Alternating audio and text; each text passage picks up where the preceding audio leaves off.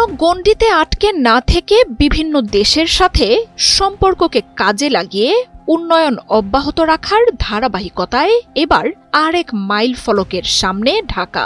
President Xi Jinping এর আমন্ত্রণে এবার চীন সফরে যাচ্ছেন প্রধান উপদেষ্টা ডক্টর মোহাম্মদ ইউনূস। এমনকি প্রধান উপদেষ্টার জন্য বিশেষ বিমানও পাঠানো হতে পারে শি জিনপিং এর পক্ষ থেকে। অন্তর্বর্তী সরকারের দায়িত্ব নেয়ার পর প্রথম দ্বিপাক্ষিক সফরে চীন যাচ্ছেন প্রধান উপদেষ্টা। ২৬ মার্চ স্বাধীনতা ও জাতীয় দিবসের অনুষ্ঠানের পর চীনের উদ্দেশ্যে রওনা হওয়ার কথা রয়েছে তার। ২৮ মার্চ প্রেসিডেন্ট শি জিনপিং এর সাথে প্রধান উপদেষ্টার দ্বিপাক্ষিক সম্ভাব্য বৈঠক অনুষ্ঠিত হবে। চীন সফরে হাইনান প্রদেশে বাও ফোরাম ফর এশিয়ার সম্মেলনেও অংশ নেবেন প্রধান উপদেষ্টা। জেনেক্সে শিফট করো, লাইফকে লিফট করো। শেখ হাসিনার সরকারের পতনের পরই ভারতের একচেটিয়া বলয় থেকে বের হওয়ার কথা জানায় অন্তর্বর্তী সরকার। দিল্লিকে অগ্রাধিকার বা আলাদা কোনো সুযোগ সুবিধা না দিয়ে বরং সমতার ভিত্তিতে সব দেশের সাথে সম্পর্ক গড়ে তোলার কথাও স্পষ্ট করে সরকার। তবে বাংলাদেশের এই হাতছাড়া হওয়ার ব্যাপারটি কোনোভাবেই মেনে নিতে না পারা ভারত বিভিন্ন ইস্যুতে বাংলাদেশকে নিয়ে চালাচ্ছে অপপ্রচার। শুধু তাই নয়, প্রতিবেশী দেশটি বাংলাদেশিদের জন্য বন্ধ করে দেয় ভিসাও।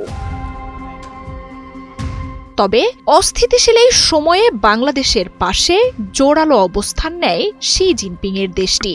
নতুন সরকারকে স্বাগত জানানোর পাশাপাশি দেশের উন্নয়নেও পাশে থাকার ঘোষণা দেয় দীর্ঘদিনের পরীক্ষিত এই বন্ধু দেশ। বিনিয়োগ বাণিজ্যের পাশাপাশি বাংলাদেশিদের উন্নত চিকিৎসা সেবা দিতেও তড়িঘড়ি উদ্যোগ নেয় চীন। শুধু বাংলাদেশিদের চিকিৎসার জন্য আলাদা হাসপাতাল বরাদ্দ সহ একদিনের মধ্যে ভিসা দেয়ারও ঘোষণা দেয় বেইজিং। এছাড়াও পরিবর্তিত ভূরাজনৈতিক পরিস্থিতি ও বৈশ্বিক অস্থিরতায় বাংলাদেশের সামরিক খাতের উন্নয়নেও সহায়তার ঘোষণা দিয়েছে বেইজিং। চীনের পক্ষ থেকে ঋণ পরিশোধের সময়সীমা বাড়ানো সহ আসে সুদ ছাড়ের মতো ঘোষণাও। বাংলাদেশের সাথে চীনের এমন জোরালো সম্পর্ক নিয়ে সম্প্রতি ভারত সহ আন্তর্জাতিক সম্প্রদায়ও আগ্রহী হয়ে উঠেছে। বেইজিংয়ের সাথে ঢাকার ক্রমবর্ধমান এই সুসম্পর্কের যাত্রাপথ আতশ কাচের নিচেই রেখেছে নরেন্দ্র মোদীর সরকারও। এর আগে প্রথম দ্বিপাক্ষিক সফরে জানুয়ারিতে চীন সফরে যান পররাষ্ট্র উপদেষ্টা তৌহিদ হোসেন। সেখানে দেশটির শীর্ষ কূটনীতিক ওয়াং ইর সাথে বৈঠক করেন তিনি। চীনের সাথে সম্পর্কে যে বাংলাদেশের সব দল ও জনগণের সমর্থন রয়েছে সেটিও তুলে ধরেন পররাষ্ট্র উপদেষ্টা। পাশাপাশি দীর্ঘদিন ধরে বাংলাদেশের উন্নয়নে চীনের নিঃস্বার্থ সহায়তার জন্য ধন্যবাদ জানানো হয় বাংলাদেশের তরফ থেকে।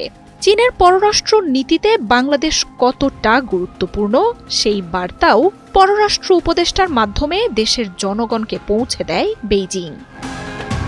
মার্জিয়া উপমা, ৭১।